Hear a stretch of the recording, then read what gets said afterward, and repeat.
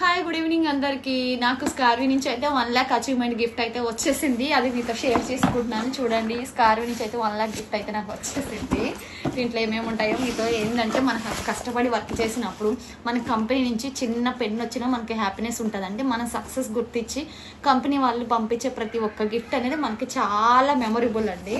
So దీంట్లో ఏమేమి ఉన్నాయో ఓపెన్ చేస్తాను. సో నాకు ఇష్టమైన స్కార్వీ T shirt, I'm full happy. And diary వచ్చింది. నా మెమరీస్ అనేది నోట్ చేసుకోవడానికి నా డైరీ పంపించారు.